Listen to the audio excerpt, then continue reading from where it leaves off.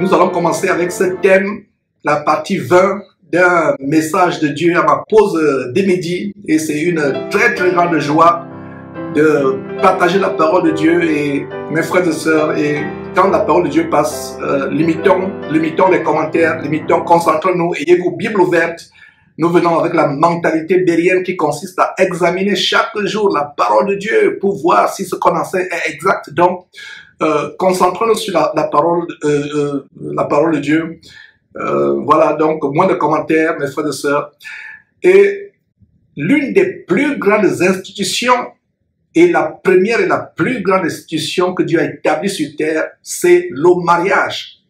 Avant les gouvernements, avant les universités, avant toute autre structure sociale, la toute première institution que Dieu a établie sur terre, c'est le mariage. Et la plus grande institution sur terre est le mariage. Dieu nous a donné des commandements par rapport au mariage. Et ce n'est pas par hasard, mes frères et sœurs, que le mariage est pris d'assaut dans notre génération aujourd'hui, surtout à la fin des temps. Le mariage est pris d'assaut. Satan est en train de détruire les ménages, les foyers, même dans les couples chrétiens et surtout dans les couples chrétiens. Et les mariages ou le foyer conjugal ou le mariage est l'un des grands boulevards par lequel Satan malheureusement entraîne plusieurs personnes en enfer. C'est pour cela que de plus en plus, nous allons consacrer des enseignements, des exhortations à ce sujet qui est précieux, à savoir le mariage. Et mon frère, ma soeur, laisse-moi te dire en introduction que Dieu veut ton bien. Dieu veut que tu sois heureux, que tu sois prospère dans ta famille, dans ton foyer, dans tout ce que tu entreprends. Dieu voudrait que tu sois prospère. Dieu aime ses enfants et il veut le bien pour ses enfants. À l'opposé, à contrario, à l'opposé, le diable hait les êtres humains, en particulier les chrétiens. Le diable ne vient que pour dérober, égorger et détruire, comme on peut voir dans Jean chapitre 10, c'est un verset, notez tout simplement en passant, comme on peut lire en Jean chapitre 10, verset 10, le voleur ne vient que pour dérober, égorger et détruire, c'est tout ce que le diable fait. Il vient pour dérober, égorger et détruire. Et vous avez aussi 1 Pierre chapitre 5 où il est dit, votre ennemi le diable rôde comme un lion rugissant, cherchant qui il dévorera. Donc le diable est là, il rôde pour détruire. La première institution de Dieu sur terre, quand Dieu a créé l'homme et la femme, il les a placés dans le jardin pour l'entretenir, pour le garder. Dieu a donné ce commandement à l'homme. Tu quitteras ton père et ta mère et tu t'attacheras à ta femme, pas à tes femmes, pas à 2 ou 3 ou 4 femmes. Tu t'attacheras à ta femme et vous deux, vous deviendrez une seule chair. Mes frères et sœurs, les ruptures conjugales, les divorces, les mésententes, les bagarres dans le couple sont la plus grande plaie dans le corps de Christ. Dans le corps de Christ, le mariage est pris d'assaut. Le mariage a pris d'assaut, le dysfonctionnement dans les familles en lambeaux, les familles déchiquetées parce que mari et femme se bagarrent tous les jours, s'insultent, se déchirent. La femme manque de soumission au mari, le mari est violent, passe le temps à frapper la femme, passe le temps à frapper les enfants, mes frères et sœurs. Le mariage est pris d'assaut. Et aujourd'hui, nous n'allons pas traiter du sujet du divorce ou du sujet, n'est-ce pas, de comment être marié. Il y a un point spécifique, mes frères et sœurs, par rapport au pardon. Le pardon, c'est quelque chose de tellement grand. Beaucoup de chrétiens se retrouveront en enfer parce qu'ils ont manqué de pardonner. Ils se retrouveront en enfer. S'il y a une chose, mes frères et sœurs, pour laquelle nous devons faire très attention avant de quitter cette terre, avant de mourir ou de quitter cette terre, ou avant le retour de Jésus-Christ, c'est de nous assurer que nous n'avons aucun ressentiment un tant soit peu contre qui que ce soit. Et les plus grands ressentiments qu'on va avoir, c'est une personne avec qui vous avez été marié. Puis cet enseignement d'aujourd'hui apporter la guérison émotionnelle à beaucoup de personnes. Peut-être toi qui me suis actuellement, qui a été déchiré, qui a eu le cœur déchiré par un divorce, tu as été abusé par un mari, abusé par une femme, tu as le cœur déchiré.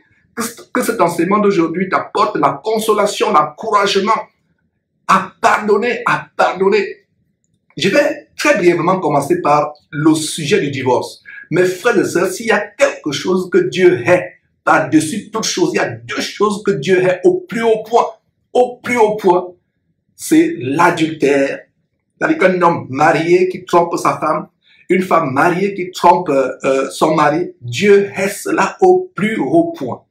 En dehors de cela, Dieu hait le divorce. Dieu hait le divorce. Est-ce que vous saviez, mes frères et sœurs qui me suivez, qu'il y a une chose que Dieu hait au plus haut point, à savoir quoi? Le divorce ou la répudiation. Dieu n'a jamais créé un homme et une femme pour se marier et divorcer. Le divorce n'existe pas dans le vocabulaire de Dieu. La rupture conjugale, le divorce n'existe pas dans le vocabulaire de Dieu. Un homme qui divorce sa femme ou une femme qui divorce son mari, quelles que soient les raisons, a tout simplement pris la voie de la séduction. La voie de la séduction. Et ce sera l'occasion, mes frères, de venir encore rappeler ces choses, nous galvaniser. Dieu hait le divorce. Est-ce que vous saviez, mes frères et sœurs, que Dieu hait le divorce? Pour vous qui doutez encore que Dieu hait le divorce, je vous convie de lire attentivement ce verset. Notez-le, mes frères et sœurs. Malachie chapitre 2 au verset 16. Dieu dit quoi? Je hais la répudiation. Malachie, notez ce verset, retenez ce verset. Malachie chapitre 2 verset 16. Dieu dit, je hais. Hais, haïr, le verbe haïr est un mot très fort. Dieu a de la haine pour le divorce. Dieu a de la haine pour la répudiation. C'est pour cela que je vous dis, mes frères et sœurs, vous qui êtes jeunes, qui n'êtes pas encore mariés, ne vous mariez pas à la précipitation. Ne vous mariez pas à la hâte. Une fois que vous vous êtes mariés, il n'y a plus possibilité de faire demi-tour. Il n'y a plus possibilité, absolument possibilité de faire demi-tour. Une fois que vous êtes mariés, c'est fini. Voilà comment se passe le mariage des chrétiens. Il y a un fossé qui vous sépare. Chacun vient de son côté, traverse par un pont, arrive, mes frères et sœurs, sur une île. Et cette île-là, vous deux, vous allez naviguer toute votre vie, vous allez y habiter toute votre vie. Et quand vous traversez, vous quittez le célibat, vous traversez sur ce pont, vous arrivez sur cette île, vous prenez votre bidon d'essence, vous brûlez le pont par lequel vous êtes venu pour rencontrer votre époux, votre épouse. Chacun de vous brûle ce pont et vous vous retrouvez ensemble. Et une fois que vous avez brûlé ce pont, ça veut dire qu'il n'y a plus possibilité de faire marche arrière. Si l'un d'entre vous décide de faire marche arrière, il va tomber dans un ravin. Et ce ravin, c'est l'enfer. Mes frères et sœurs, notez ce verset, Malachie chapitre 2, verset 16. Dieu dit, je hais la répudiation ou le divorce. Je hais la répudiation ou divorce, dit l'Éternel des armées. Lisons attentivement Matthieu chapitre 19. J'y suis déjà, mes frères et sœurs. Matthieu chapitre 19. Lisons attentivement. Et ça, ce n'est qu'une introduction parce que le sujet de cet enseignement de ce midi, à ma pause de midi, c'est comment, mes frères et sœurs, le pardon entre époux est un grand secret pour nous guérir émotionnellement. C'est par là qu'on va finir cet enseignement. Mais en introduction, nous sommes en train de voir comment Dieu a en horreur le mariage. Ne prenez pas à la légère un vœu sacré. Allez lire Ecclésiaste, il y a un verset qui dit en Ecclésiaste chapitre 5, ne prends pas à la légère un vœu sacré. Et il n'y a pas plus grand vœu sur terre qu'un homme qui dit à sa femme, qui dit à sa fiancée, je me marie à toi jusqu'à ce que la mort nous sépare. Et vous aussi, fiancé, femme, vous dites à votre fiancé homme, je me lie à toi jusqu'à ce que la mort vous sépare. Et vous le dites devant Dieu, parce que je suppose que vous êtes chrétien et cet enseignement s'adresse d'abord aux chrétiens. Parce que même les familles chrétiennes, il y a des bagarres. On s'insulte à longueur de journée, on se tape dessus. Même dans les maisons de ces pasteurs que nous dénonçons, qui sont supposés être un exemple. Parce que comment toi qui es, soi-disant, dirigeant du peuple de Dieu, tu peux diriger le peuple de Dieu si tu ne tiens pas ta maison, tu ne tiens pas ta femme et tes enfants sous la soumission. Ta famille est en lambeaux, c'est un véritable bordel. Ta famille, il y a toutes sortes de tensions, vous vous bagarrez tous les jours. Le mari boxe la femme qu'il envoie à l'hôpital à plusieurs reprises. Et si vous avez été dans cette situation, vers la fin de cet enseignement, ma prière c'est que cet enseignement vous apporte la guérison émotionnelle. Beaucoup de frères et sœurs sont blessés à cause des problèmes conjugaux. la femme a trompé le mari a trompé la femme, le mari a chassé la femme pour prendre une nouvelle femme, et voilà comment la femme se retrouve seule, sans bien être, et plus tard, sans bien, sans quoi que ce soit, et plus tard elle devient chrétienne, mais elle a toujours du mal à pardonner. Le mariage, c'est là où l'ennemi nous attaque, c'est pour cela que nous allons d'ailleurs lire cela, le Saint-Esprit, parlant par l'entremise de l'apôtre Paul, en 1 Corinthiens chapitre 6, tout un chapitre qui règle des questions de mariage dans le corps de Christ. L'apôtre Paul dit, il était célibataire, il ne s'était jamais marié. L'apôtre Paul dit, j'aimerais que tout le monde soit comme moi, célibataire, mais chacun tient de Dieu un don d'une manière ou d'une autre. Mais l'apôtre Paul nous avertit, inspiré par le Saint-Esprit, que ceux qui veulent se marier auront beaucoup de tribulations dans la chair. Et je voudrais vous en préserver, vous en épargner. Surtout toi, ma soeur ou mon frère, qui prend le risque d'aller épouser un non-croyant ou une non-chrétienne selon que vous êtes homme ou femme. Un non-chrétien ne doit pas être épousé par un chrétien. Vous êtes un chrétien qui craint Dieu. Vous ne pourrez jamais épouser une femme non-chrétienne. Vous êtes une femme qui craint Dieu. Vous ne pourrez jamais épouser un homme non-chrétien. C'est ce que dit 2 Corinthiens chapitre 6 verset 14. Ne vous mettez pas avec les infidèles sous un joug étranger. Le joug c'est quoi? C'est un morceau de bois par lequel on attelait 2 vaches pour qu'elles labourent. Donc le joug c'est cette pièce de bois ou de fer qu'on met au cou des bœufs pour les atteler, pour qu'ils les bœufs ou vaches aillent ensemble pour labourer. Il n'y a pas plus grand joug que le mariage.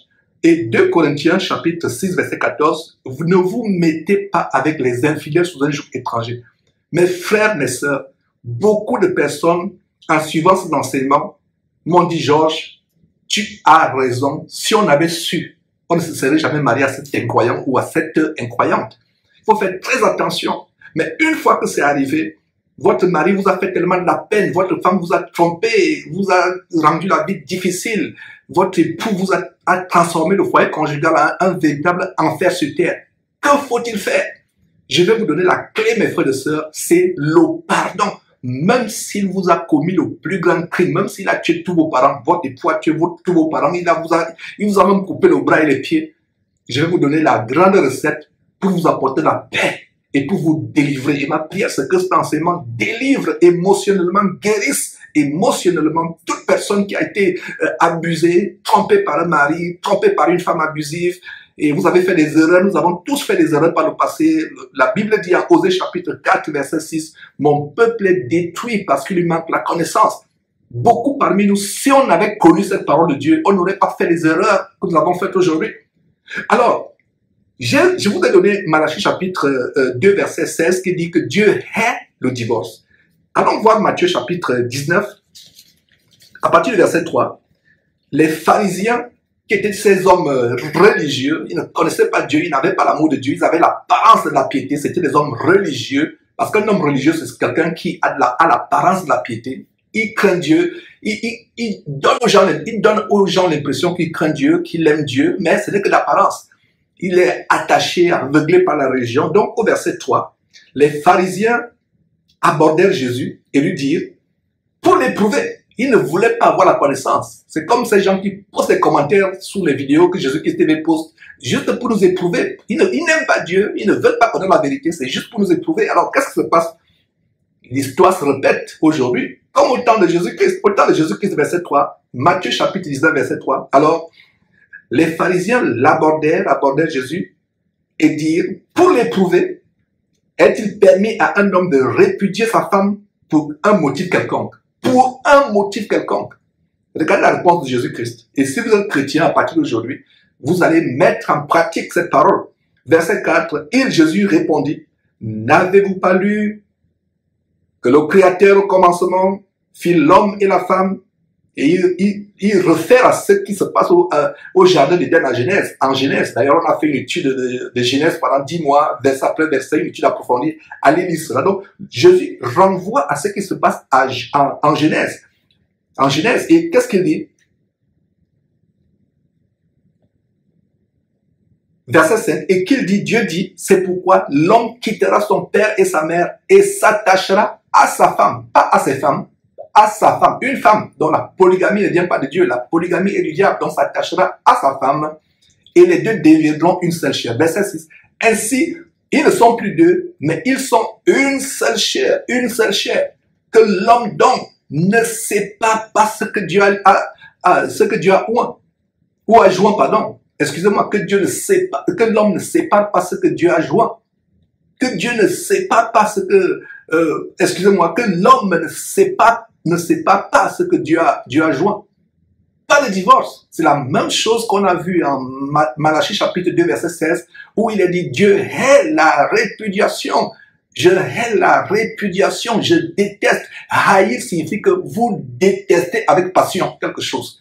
Donc Dieu déteste avec passion, Dieu haït avec passion le divorce.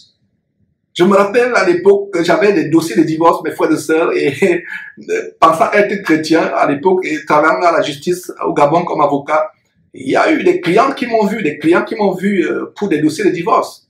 Je regrette aujourd'hui, un avocat sérieux qui est chrétien ne doit même pas cautionner le divorce. Quelqu'un vient vous voir pour divorcer, essayez de les réconcilier, mais s'ils ne veulent pas être réconciliés, ne faites pas leur divorce. Ne faites pas leur divorce. Le divorce n'existe pas dans le plan de Dieu. Le divorce n'existe pas dans le plan de Dieu. Donc, regarde le verset 7. Donc, Jésus leur a répondu que ils ne sont plus deux. Parce que le divorce signifie quoi? Vous vous êtes coupés vous-même. Voilà ce que signifie le divorce. Parce que quand vous vous mariez, homme et femme, vous devenez combien de chairs? Deux chairs ou une seule chair? C'est le verset 6. Ainsi, ils ne sont plus deux. Ils sont une seule chair. Donc, le divorce signifie quoi?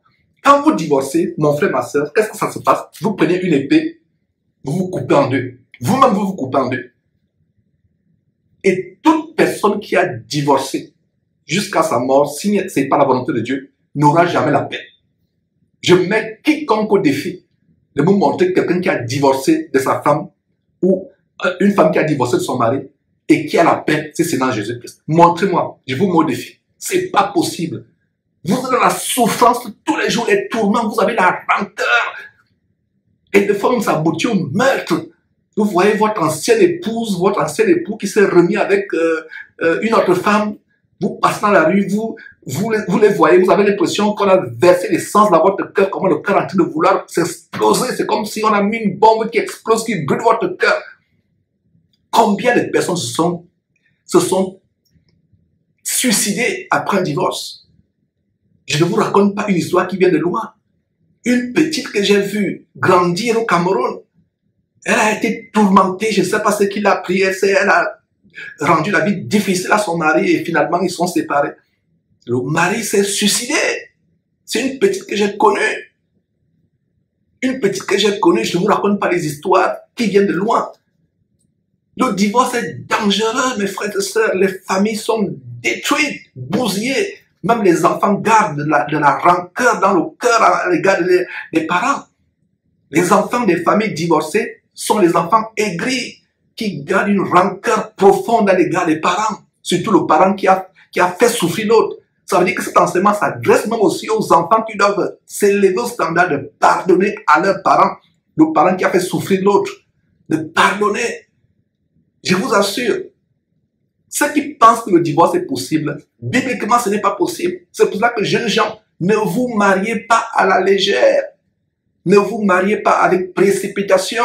Ne vous mariez pas par un coup de foudre.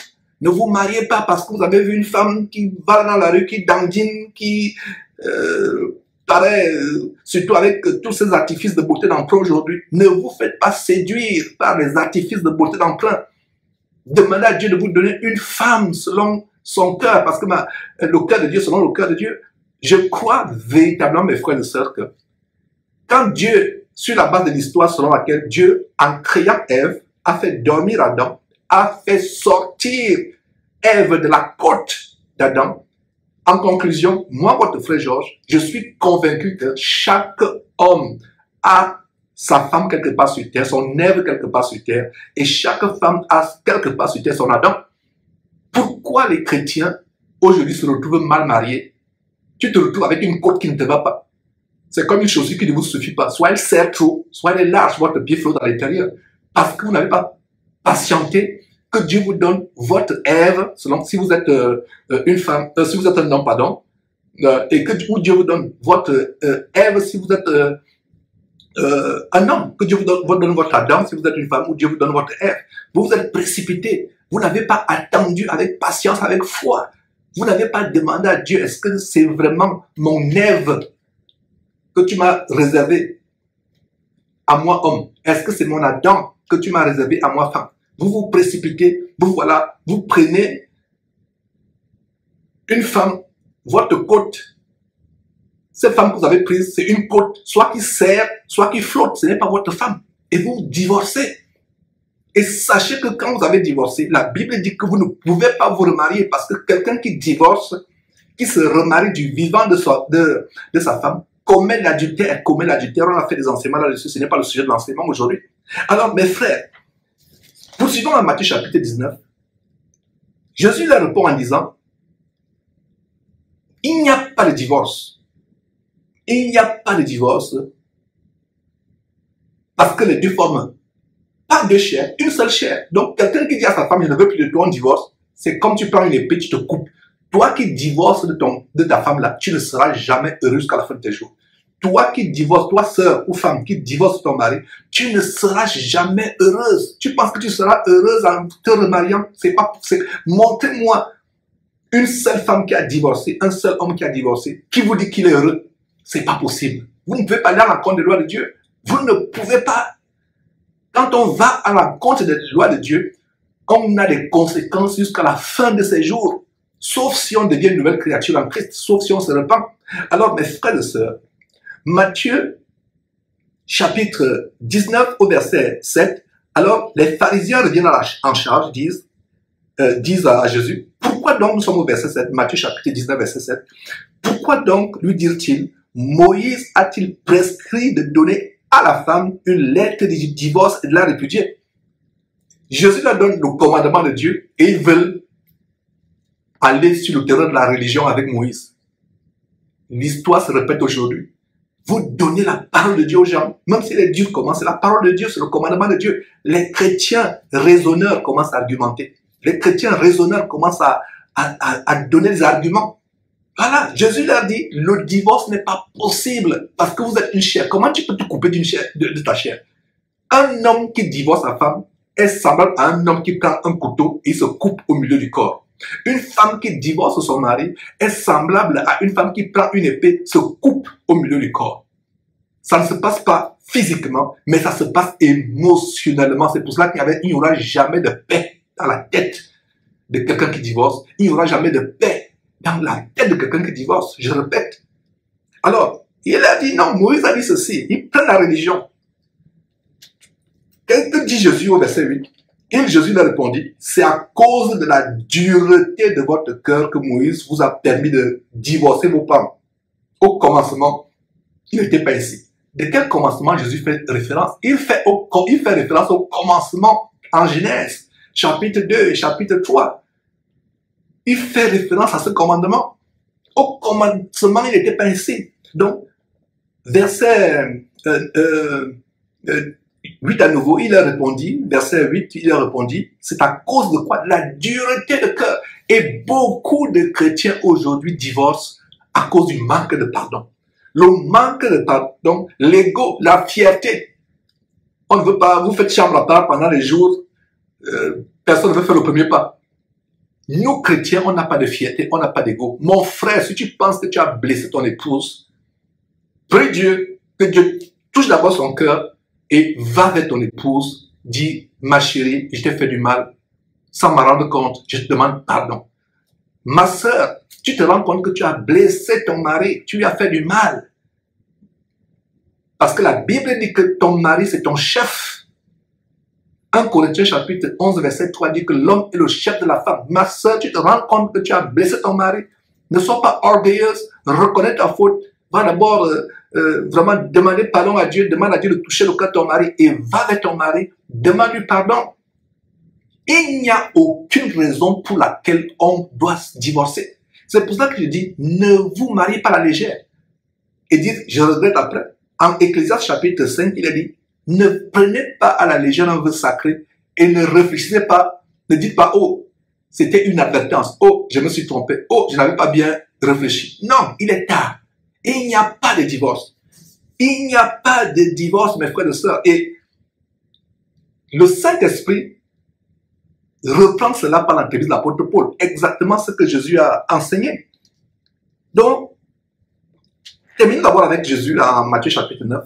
Mais je vous dis que celui qui répudie sa femme, sauf pour cause d'infidélité, et en épouse une autre, commet l'adultère. Donc voilà, il y a des enseignements sur comment, si vous épousez un homme qui a été divorcé, ou un homme qui est divorcé, vous femmes, ou vous frères épousez une femme divorcée, vous commettez l'adultère. Donc ça veut dire que si tu me suis actuellement, tu es en train de contempler te marier, tu as un fiancé qui a été marié avant, ma soeur, pars de là. Mon frère, pars de là si tu es fiancé à une femme qui a été mariée avant. Pars de là. Et maintenant, pour vous qui êtes déjà marié à quelqu'un qui est divorcé, vous êtes dans l'adultère. Ne dites pas que je vais rester là, je vais demander pardon à Dieu. Dieu va me pardonner. Non, non, non, non, non. Allez bien examiner Proverbe chapitre 28, verset 13 qui dit que celui qui cache ses transgressions ne prospère point, mais celui qui les avoue, et les délaisse, obtient miséricorde. Donc, pour obtenir miséricorde, il y a une double démarche. Il y a deux choses à faire. Vous dites à Dieu, je reconnais que j'étais dans l'adultère. Je reconnais que j'ai péché par ignorance. Deuxième chose, vous sortez de ces relations adultérines. Vous mettez fin, vous dites à votre conjoint, ça va faire mal.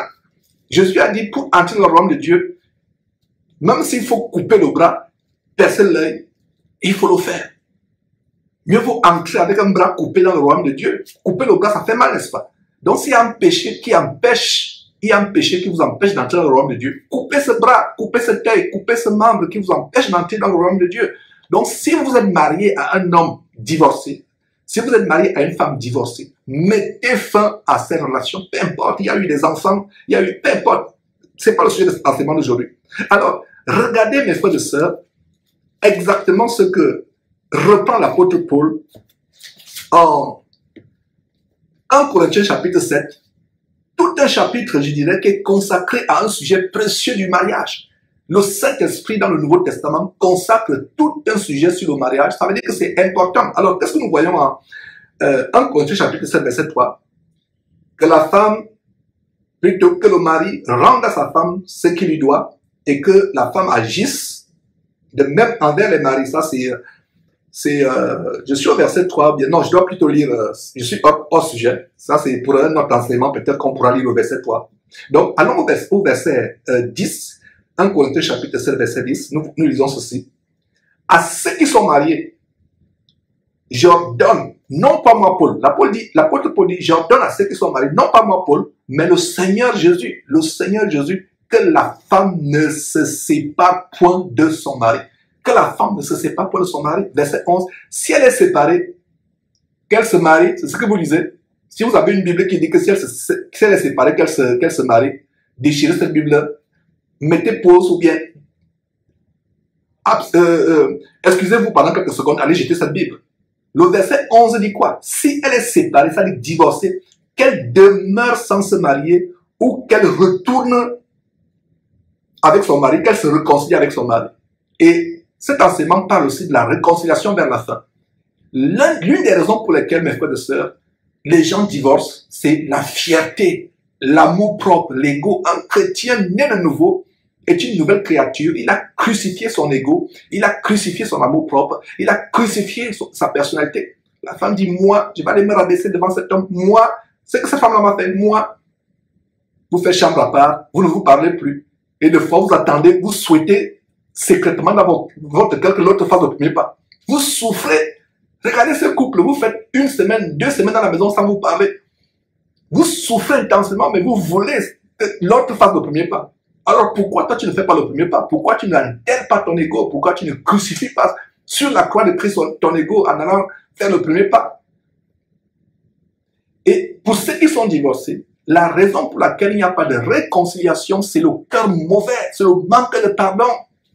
Alors, verset 11, si la femme est séparée, qu'elle demeure sans se marier ou qu'elle se réconcilie avec son mari et que le mari ne répudie point sa femme. Donc, vous comprenez que dans le plan de Dieu, il n'y a pas de divorce, il n'y a pas de répudiation. Malachie chapitre 2, verset 16, Dieu dit, je hais la répudiation. Verset 12, aux autres, ce n'est pas le Seigneur, c'est moi qui dis, si un frère a une femme non croyante, qu'elle consente à habiter avec lui, qu'il ne la répudie point. C'est-à-dire que si vous avez commis une erreur, vous ne connaissiez pas le commandement de Dieu de 2 Corinthiens chapitre 14 qui vous interdit de vous mettre avec les infidèles sous un joug étranger.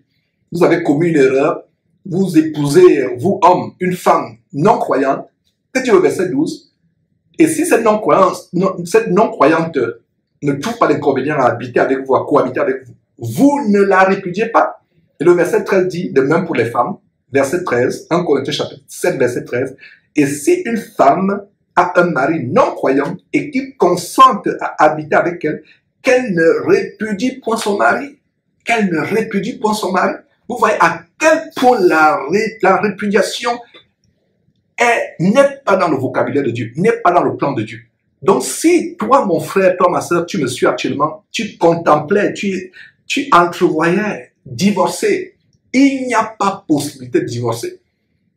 Quand vous vous êtes marié, c'est fini, il n'y a plus possibilité de faire marche arrière. Il y a des gens qui vont me dire, mais Georges, il est sur le point de me tuer, il m'a déjà percé l'œil, il m'a déjà coupé un bras, il risque de me tuer, il fait du mal à mes enfants, est-ce qu'il doit rester?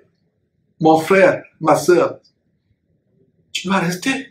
C'est Dieu ce que je suis en train de dire, mais tu ne peux pas divorcer, tu ne peux pas. Il n'y a aucun motif. Tout ce que tu peux faire, c'est porter ta croix comme Jésus-Christ a porté notre croix et prie pour ta femme, prie pour ton mari pour que Dieu puisse le changer ou la changer. Tu ne peux pas divorcer. C'est pas possible de divorcer, mais mon frère, ma soeur, c'est pas possible. Donc, jeunes gens, vous qui n'êtes pas encore mariés, je vous en supplie, je me mets à genoux devant vous, je vous en supplie avec larmes, ne vous mariez pas à la précipitation. Parce qu'une fois qu'on est marié, c'est fini, il n'y a plus possibilité de retour. Voilà.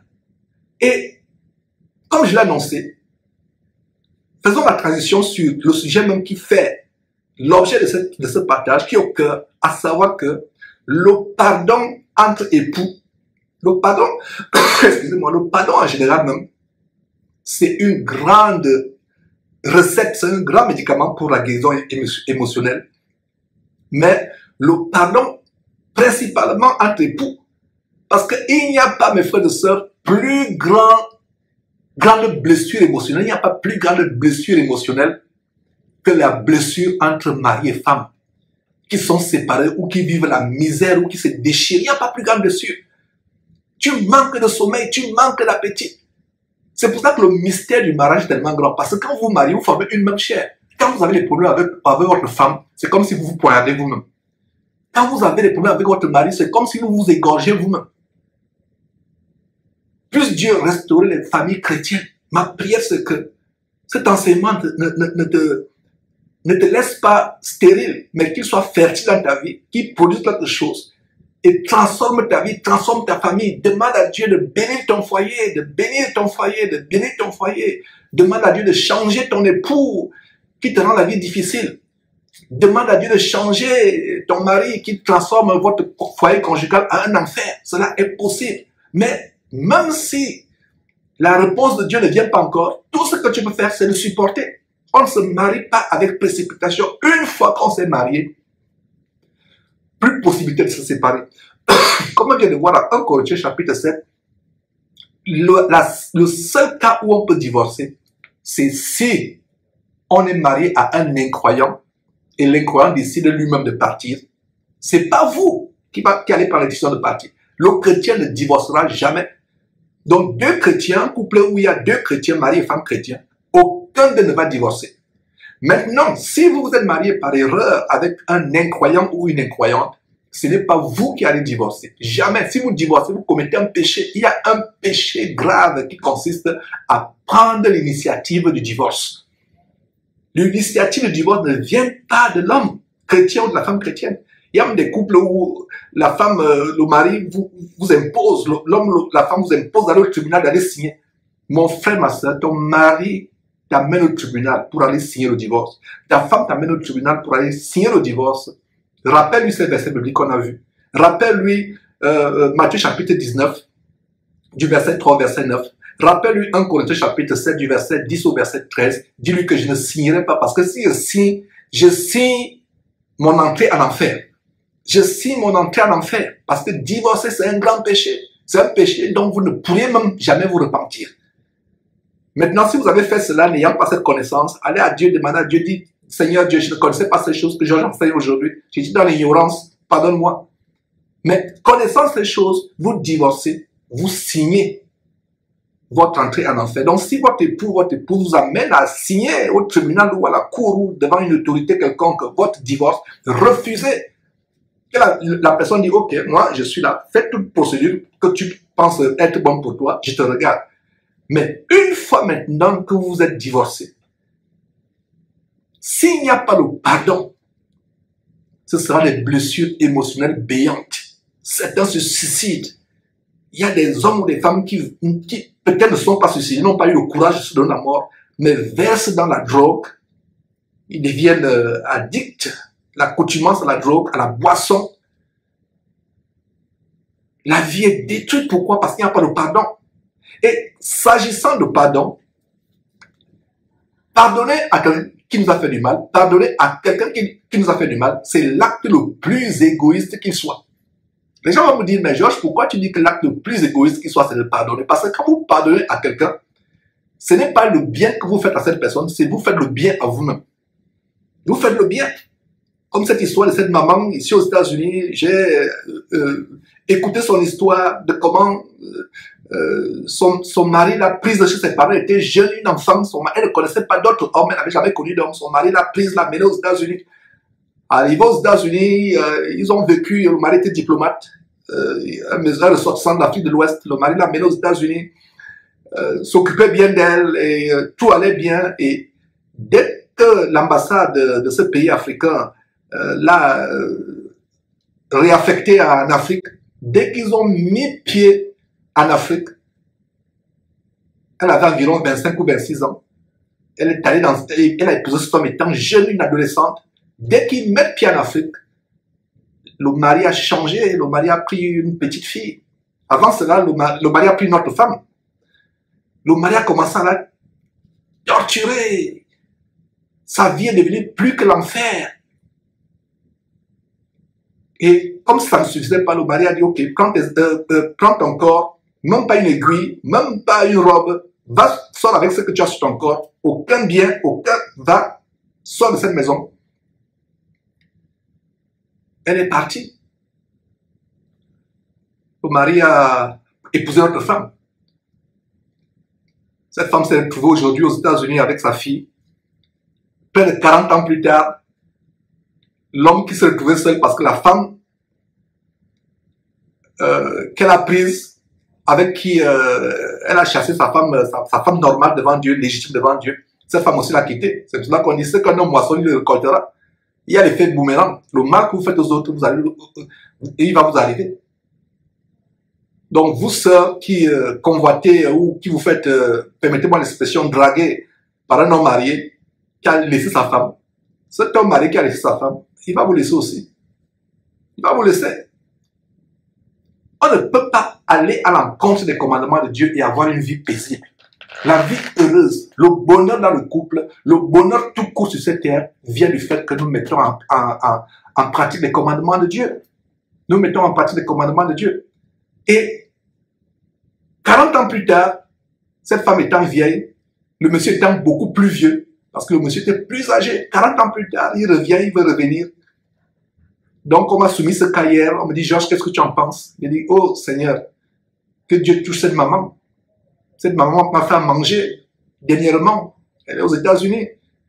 Quand j'ai écouté cette histoire hier, ça m'a fendu le cœur. La maman a dit, je ne veux rien entendre.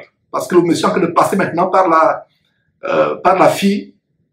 Il a fait souffrir les enfants qu'il a eu avec cette famille. Il a fait souffrir cette famille. Il y a des blessures béantes dans le cœur de cette femme, de ses enfants. Se trouvant seul aujourd'hui, vieux, rejeté par tout le monde, pense maintenant que, oh, il y a 40 ans de cela, j'ai laissé partir une femme pourtant qui était calme, qui me supportait, Un véritable trésor. Et si vous voyez cette maman, quelle bonté de cœur à cette femme. Et ses enfants disent que c'est comme ça qu'elle a toujours été. Mais le monsieur a été tourmenté, est allé prendre une demoiselle, visiblement à l'allure frivole et voluptueuse. Voilà comment il a détruit sa propre vie. Aujourd'hui, il veut revenir. Et dans ce cas, qu'est-ce qu'il faut faire? La femme dit, non, je ne peux plus repartir. Même en entendant parler de lui, j'ai des maux de tête. C'est comme si on a mis le feu dans mon cœur. Si tu es dans cette situation, que ce soit cette maman, la parole de Dieu te demande de pardonner. Et si tu as du mal à pardonner, demande à Dieu de te donner le courage de pardonner. Maintenant, si tu ne veux pas repartir avec cet homme, Dieu ne peut pas te forcer de repartir. Il n'y a aucun verset qui dit que Dieu te force de repartir avec un homme qui t'a fait du mal. Dieu te force. Il n'y a aucun verset qui le dit dans la Bible. Parce que ce n'est pas toi qui as mis fin au divorce, c'est lui qui a mis fin au divorce. C'est un incroyant, il est parti. Il est allé commettre la fornication, il s'est souillé avec d'autres femmes, il revient. Et je vous parle d'une femme qui est pieuse, qui craint Dieu, qui est versée, qui passe le temps à lire la Bible. Et elle a du mal à se souiller encore avec cet homme. Donc si elle ne peut plus repartir en arrière, il n'y a pas de problème. Si elle décide de partir en arrière, il n'y a pas de problème. La décision dépend d'elle. Mais le fait qu'elle ait des bouffées de chaleur, le fait qu'elle ait le cœur qui s'embrasse, quand elle pense à ce monsieur, ce n'est pas un sentiment normal. C'est la preuve qu'on n'a pas pardonné. Bien le fond, on dit, ah, je lui ai pardonné. J'ai pardonné. Mais non, la preuve que vous n'avez pas pardonné quelqu'un, si vous entendez que la personne est devenue ministre des Finances et votre cœur bat, c'est que vous n'avez pas pardonné la personne. Et votre cœur fait mal, vous n'avez pas pardonné la personne. Ou alors la personne qui vous a fait du mal, vous apprenez que toute sa maison a brûlé, ou les enfants qu'il a fait avec la femme avec qui vous a trompé, vous a quitté. Un enfant ou deux enfants sont morts et il y a une joie secrète, une paix secrète dans votre cœur. C'est la preuve que vous n'avez pas pardonné. La preuve qu'on a pardonné à notre ennemi, c'est parce que c'est la preuve qu'on a pardonné à notre ennemi, qu'on peut prier Dieu pour cet ennemi-là. Parce que vous ne pouvez pas prier Dieu pour quelqu'un. Là, on ne peut pas mentir à Dieu. Entrez dans votre chambre secrètement, fermez la porte et priez pour quelqu'un qui vous a fait du mal. Si vous y arrivez, c'est la preuve que vous avez pardonné. Ça, c'est une première recette. Deuxième recette, la preuve que vous avez pardonné à quelqu'un qui vous a fait du mal, c'est que vous lui souhaitez le meilleur. Si vous entendez une mauvaise nouvelle qui lui est arrivée, ça vous fait mal. Si vous entendez une bonne nouvelle qui lui est arrivée, ça vous réjouit. Voilà la preuve. J'espère que vous avez compris ces quelques recettes pour voir comment vous avez pardonné. Et concernant cette maman, qui ne veut même pas entendre parler de ce monsieur, elle a eu le cœur déchiré, elle pensait, et je n'ai pas encore causé avec elle, mais je vais bien causer avec elle, plaise à Dieu, elle pense qu'elle a pardonné, mais il y a du ressentiment, il y a de l'aigreur, de la rancœur, c'est le même qu'avec les enfants. Et si toi, par exemple, enfant, qui me suit actuellement, peu importe ton âge, tu as des ressentiments dans ton cœur parce que tes parents ont divorcé, peut-être c'est la mère qui a fait souffrir le mari, ou c'est le mari qui a fait souffrir la maman, et tu as des rancœurs dans le cœur, demande à Dieu de te pardonner.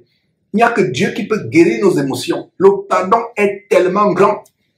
Le manque de pardon peut tuer. C'est pour ça que je disais que l'une des choses les plus grandes qui peuvent arriver, c'est manquer le pardon à quelqu'un. Quand vous pardonnez à quelqu'un, vous le faites pas pour la personne, vous le faites pour vous. Sur plusieurs plans. Sur le plan de la santé mentale et physique. Et sur le plan même de comment Dieu vous bénit aussi. On a vu il y a quelques jours, toujours dans la section d'un message de Dieu à ma pause de midi, comment Dieu nous demande en proverbe de garder ton cœur plus que toute autre chose. Garde ton cœur plus que toute autre chose. Car c'est de lui que viennent les sources de la vie. D'ailleurs, le Seigneur Jésus dit à Matthieu chapitre 5, heureux ceux qui ont le cœur pur, c'est eux qui entreront dans le royaume de Dieu. Si ton cœur n'est pas pur, tu n'entreras jamais dans le royaume de Dieu. Et un cœur pur, c'est un cœur qui est débarrassé de toutes sortes de rancœurs, de toutes sortes de ressentiments, de toutes sortes de manque de pardon à l'égard de qui que ce soit. Quand vous pensez, vous vivez, et ma prière c'est que nous quittions cette terre n'ayant aucun ressentiment contre qui que ce soit, n'ayant aucune aigreur, aucune idée de vengeance ou de revanche contre qui que ce soit, ayant un cœur débarrassé, libéré de toutes sortes de prisons émotionnelles. Parce que si vous mourrez, vous quittez cette terre, ayant des prisons secrètes, vous avez enchaîné votre ancien époux, vous n'arrivez pas à lui pardonner. En fait, c'est vous-même qui vous enchaînez. Vous allez vous retrouver en enfer. Vous avez beau être pieux ou pieuse comme cette maman, vous avez beau être quelqu'un de vivant dans la sanctification, mais si dans votre cœur, il y a quelques souillures, il y a des ressentiments, il y a des picotements, vous n'arrivez pas à oublier parce que pardon and forgive. Donc, si vous n'arrivez pas à pardonner, c'est qu'il y a un problème. C'est qu'il y a un problème. Alors, regardez ce que Jésus dit en Matthieu chapitre 6, verset 14 à 15. Notez ce verset. Le Seigneur Jésus dit, si vous pardonnez aux hommes leurs offenses, votre Père Céleste vous pardonnera aussi. Voilà, c'est pour ça que je dis que le pardon, c'est l'acte le plus égoïste. Vous ne le faites pas pour la personne, vous le faites parce que vous voulez que Dieu vous pardonne. La Bible dit que l'amour couvre une multitude de péchés, une multitude de fautes. Beaucoup de frères et sœurs, beaucoup de personnes sur terre se trouvent pardonnés, voire une multitude de péchés couverts parce qu'ils ont manifesté l'amour envers le prochain. Et une manière de manifester l'amour, c'est de pardonner à la personne, d'oublier. Forgive and forget. C'est-à-dire que tu pardonnes et tu abandonnes tout ressentiment de ton cœur. Tu pardonnes et tu oublies tout ce que la personne t'a fait. Donc, Matthieu chapitre 6, verset 4 dit, si vous pardonnez aux hommes leurs offenses, votre Père Céleste vous pardonnera aussi. Verset 15, Matthieu chapitre 6, verset 15. Matthieu chapitre 6, verset 15. Mais si vous ne pardonnez pas aux hommes, votre Père ne vous pardonnera pas non plus vos offenses. Mes frères et sœurs,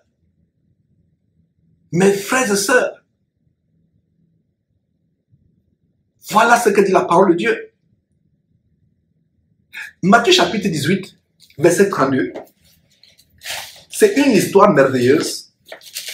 Matthieu chapitre 18, verset 32 à 35. D'ailleurs, on peut lire à partir du verset 23. C'est une merveilleuse histoire, l'histoire d'un homme qui avait des serviteurs. Jésus raconte cette histoire pour montrer ce qui arrive à quelqu'un qui ne pardonne pas à son prochain. Dans Matthieu chapitre 18, à partir du verset... On peut lire à partir du verset 32, mais lisons même à partir du verset 33. Lisez, parce que pour gagner le temps, ma pause va bientôt à la fin. Donc, l'histoire c'est quoi? C'est la parabole d'un serviteur impitoyable. Ils avaient un maître avait plusieurs serviteurs. Et le serviteur, un des serviteurs devait l'argent au maître, au patron. Le maître lui a pardonné sa dette, lui a remis sa dette. Et ce serviteur à qui le maître a remis la dette était aussi le créancier de notre serviteur. C'est-à-dire qu'un notre serviteur, lui devait l'argent, lui à qui le maître a tout remis. Alors, au lieu...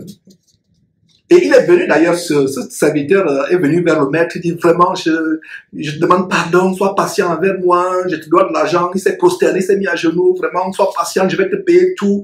Et le maître, au verset 27, ému de compassion, le maître de ce serviteur le laissa aller et lui dit non, ta dette, il n'y a pas de problème, j'efface ta dette. Alors, donc, dès que ce serviteur est sorti, content, il rencontre un de ses compagnons qui lui devait aussi 100 deniers. Il le saisit, il le trangle, il dit paie-moi, paie-moi, paie-moi. Il oublie qu'on lui a remis tout, on a effacé sa dette il y a quelques instants. Donc son compagnon se jette à terre, le supplie, exactement comme lui-même se jette à terre devant le maître. Donc son compagnon se jette à terre, dit oh, sois patient, s'il te plaît, je vais te payer. Mais l'autre serviteur à qui le maître a remis la dette dit non, non, non, non, je ne, niet, il n'y a rien, niet, jamais, je ne te laisse pas, tu n'auras pas la paix tant que tu me payes. Alors il amena son compagnon, le jeta en prison, jusqu'à ce que son compagnon paya. Alors les autres compagnons, les autres serviteurs ayant vu ce qui était arrivé, furent tellement attristés, profondément attristés, qu'ils allèrent raconter à leur maître tout ce qui s'était passé. Alors, lisons le verset 32. Alors le maître fit appeler ce serviteur et lui dit, méchant serviteur, je t'avais remis en entier ta dette parce que tu m'en avais supplié. Ne devais-tu pas aussi avoir pitié de ton compagnon comme j'ai eu pitié de toi? Verset 34. Et son maître irrité le livra au bourreau jusqu'à ce qu'il eût payé tout ce qu'il devait. Ouais, alors que sa dette, ses péchés avaient déjà été effacés, sa dette avait été déjà effacée, le maître a remis toutes les dettes à jour, tous les péchés à jour, et il a payé jusqu'au dernier centime. Le verset 35, regardez comment Jésus conclut. C'est ainsi que mon Père Céleste vous traitera si chacun de vous ne pardonne à son frère de tout son cœur. Donc c'est pour cela que j'ai dit que quand vous pardonnez à quelqu'un qui vous a fait du mal, c'est d'abord pour vous-même, c'est pour votre propre bien. Non seulement pour vous libérer émotionnellement, la Bible dit que l'inquiétude dans le cœur d'un homme là-bas, parce que quand vous pardonnez à un ancien époux, à un ex ou une ex qui vous a fait du mal, vous arrivez à pardonner, c'est un soulagement. Vous avez la paix, vous avez l'impression qu'un fardeau est sorti de votre corps. Mais tant que vous n'arrivez pas à pardonner, il y a les bourreaux auxquels vous êtes livrés. Ces bourreaux, c'est quoi? La dépression, d'autres le suicide, les tourments, les bourreaux. Regardez bourreaux. La Bible en anglais parle de tormentors. Verset 34, comment le maître le livre au bourreau, et le verset conclut en disant que si quelqu'un ne pardonne pas son prochain, Dieu va le livrer au tourmenteur. Tormentor signifie tourmenteur. Ma compréhension, c'est que c'est spirituel aussi. C'est spirituel. Donc, si tu ne pardonnes pas à ton époux ou à ton épouse, Dieu va te livrer aux démons tourmenteurs. Aux démons tourmenteurs. De quels démons s'agit-il? Les démons de suicide, les démons de dépression, les démons de AVC, crise cardiaque, arrêt cardiaque. Les démons, est-ce que vous comprenez maintenant, mes frères et sœurs, la grandeur de la parole de Dieu? Bourreau ici signifie les démons tourmenteurs. Ils sont nombreux. Beaucoup de démons tourmentent des personnes, surtout des couples mariés. À cause de quoi? La jalousie, l'aigreur. Oh, elle m'a quitté pour aller épouser un jeune homme. Elle m'a quitté pour épouser le voisin du quartier. Je suis prêt à commettre un meurtre. Le meurtre que tu vas commettre là, ne pense pas que c'est toi qui as commis le meurtre. C'est le démon tourmenteur qui t'amène à commettre le meurtre pour détruire encore ta vie. Tu te retrouves en prison et tu meurs même en prison. Soit tu te suicides pour te retrouver en enfer. Soit tu as la dépression, et cette dépression cause toutes sortes de maladies, diabète, cancer et autres. Regardez, vous n'avez plus la paix, vous êtes détruits. N'oubliez pas l'un des versets par lequel on a commencé, Jean chapitre 10, verset 10. Le voleur ne vient que pour dérober, égorger et détruire. Mes frères et sœurs, donc Jésus raconte cette histoire pour montrer ce qui arrive à celui qui manque de pardonner. Et c'est encore plus grave si vous manquez de pardonner à votre époux, parce que votre époux, c'est encore plus grave, parce que vous êtes une même chair avec votre époux. Ma soeur, mon frère, vous êtes une même chair avec votre épouse. Ça fait encore beaucoup plus mal. Si vous manquez de pardonner à votre époux, à votre épouse, c'est contre vous-même. Vous serez livré à ces démons tous les jours, au point où soit vous allez vous suicider, les démons de suicide, soit vous aurez constamment la dépression, démons de dépression, soit vous aurez les attaques cardiaques, démons d'attaque cardiaque. C'est les bourreaux. Pourquoi? Parce que vous n'êtes pas parvenu au point où vous dites, le Seigneur a payé toute ma dette sur la croix. Jésus a effacé toute ma dette sur la croix. Je ne permettrai point à mon cœur ou à mon âme d'exiger le paiement d'une dette de qui que ce soit. Que ce soit une épouse qui m'a trompé, que ce soit les enfants qui m'ont bousillé la vie, que ce soit les parents qui m'ont détruit la vie, je paye ma dette. Je les libère de mon cœur. Je pardonne.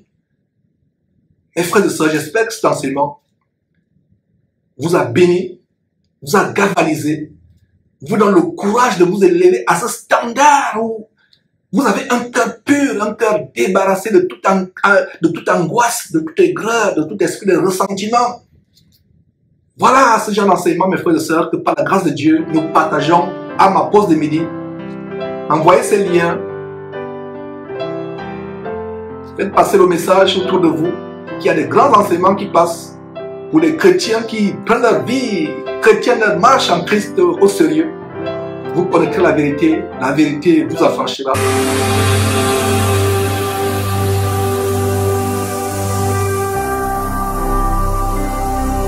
Jésus-Christ TV, vous connaîtrez la vérité et la vérité vous affranchira.